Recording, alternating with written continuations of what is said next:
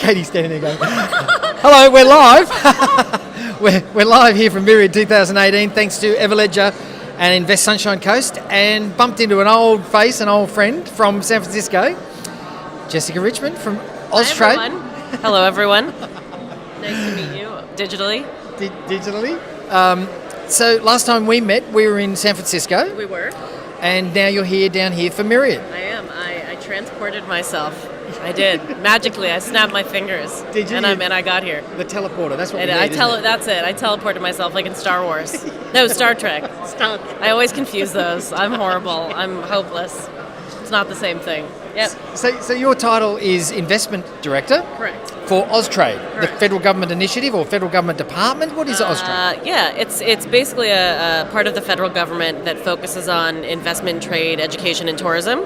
And so my primary remit is to help Australia's economic development by making sure we can get foreign direct investment into Australia, particularly from North America and from the Western United States for me. And it's also to help Australian companies expand abroad and export abroad. Right, okay.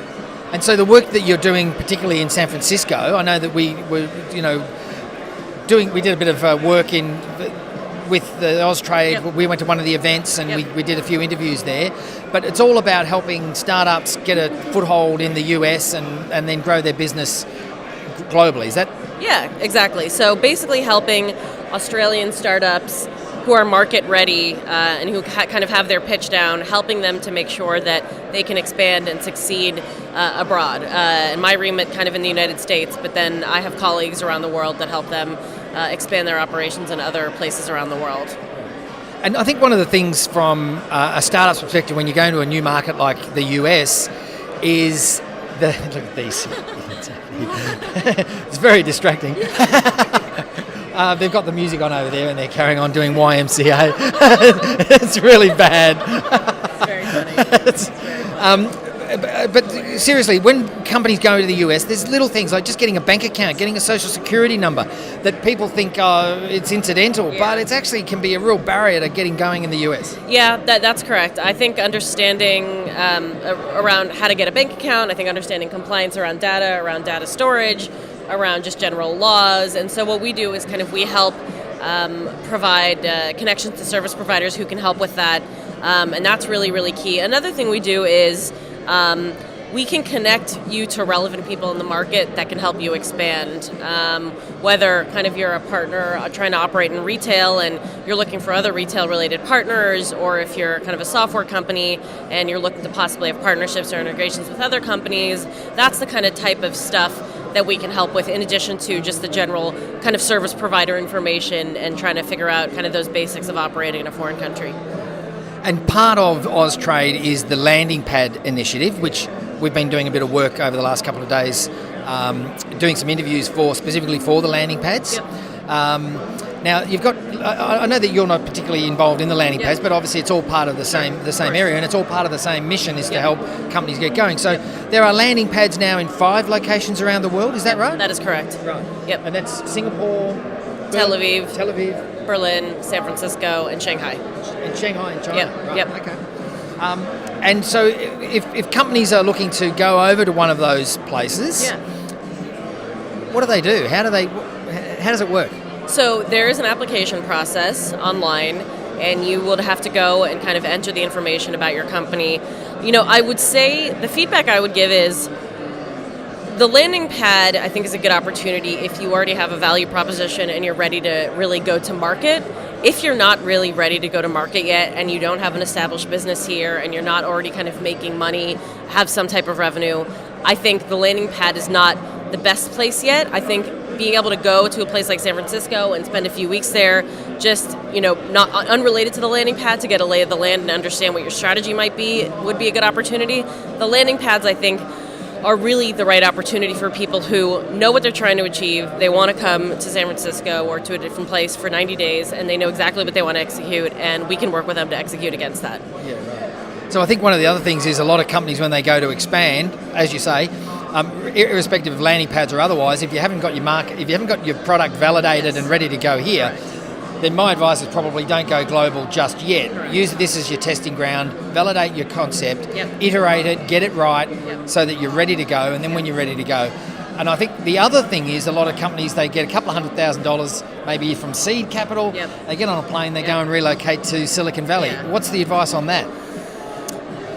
It is a rare company, I think, that can do that and that can find success. I can't even think, to be honest, of any major examples of situations where that has worked.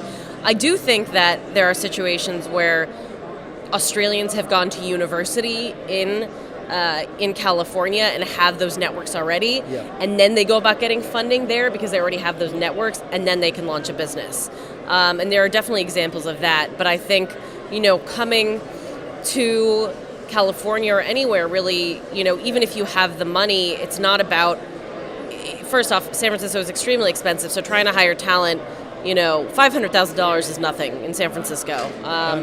It's very challenging, and so A good developer can cost you up to $500,000 in the Valley. easily. Yeah. And you better make sure you have, the right drinks that they like in the fridge, or else they'll probably get angry one day and take off. Google will scalp them. Yeah, for real. So, I think that's a challenge. And so, I think that coming to San Francisco is really helpful and it's very eye-opening. But I think that Australians should look at other parts of the United States as well in terms of expansion. I mean, I know a lot of Australians are looking at places like Denver, places like Utah.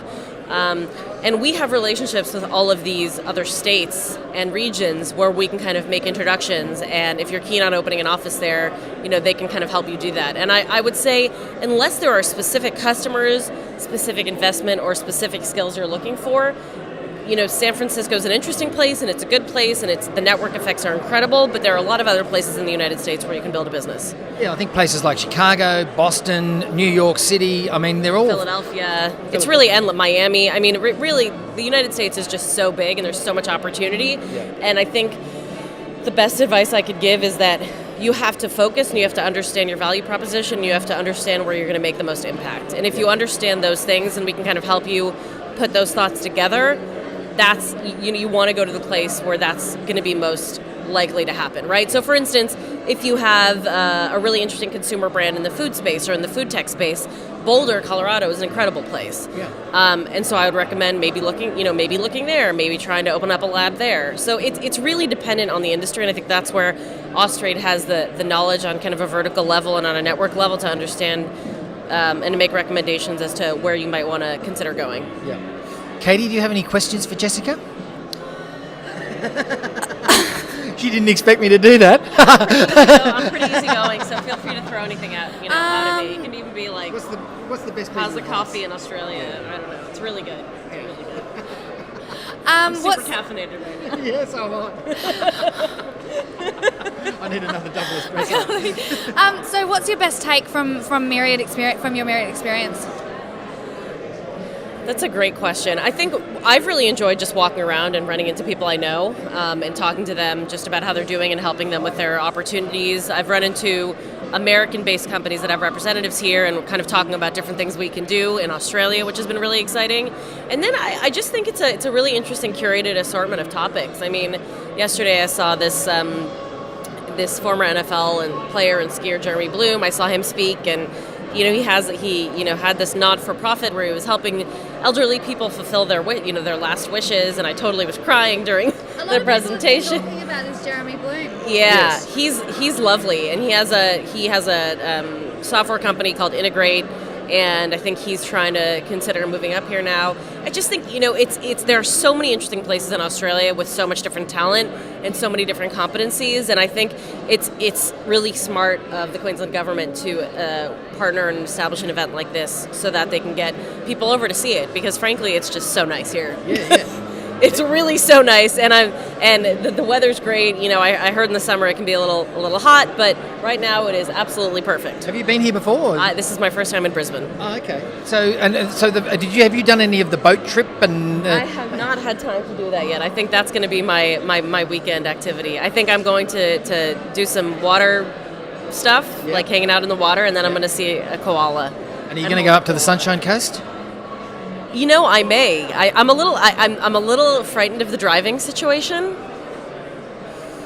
You need to get over it. It's not I that know. it's not that bad. I know. You just need to remember that you're on the other side of the Yeah, road and I the steering know. wheel's on the other side of the car and all the directions are completely different. Aside from that, it's Yeah, a aside from cinch. everything being the exact opposite. I think I may want to go to Byron Bay, though. I don't know. There's just the bottom line is there's so much opportunity here, and there's so many beautiful, interesting things to do that I'm really not that concerned. And I'm just having a really good time eating the breakfast here, which is just so beautiful, and smashed avo with halloumi cheese. I was just going to say, what's the delightful. difference between the breakfast where you're from and in Australia? Yeah, I can that's tell not you. a thing. The breakfast. I mean, so have American. breakfast. We do. It's just like it's Sugar.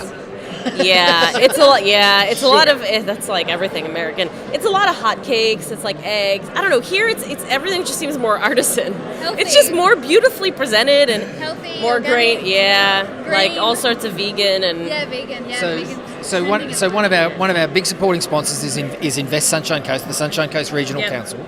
So I've got to encourage you to go up there. It's amazing. There's some amazing beaches, and there's some amazing places up there. Yeah. It's only an hour and a half, an hour 30. I'm really excited actually, so we actually hosted some folks from the Economic Council of the Sunshine Coast, Ann Lawrence and her group. Big and support. yeah, So, and so we had a great conversation with them when they were in San Francisco. So I'm excited to go everywhere. Honestly, I want to spend more time here. I'm kind of on a road trip throughout Australia right now, meeting with people. But this is a great place. Yeah. I love it. It's fantastic. So I'm out of shot here.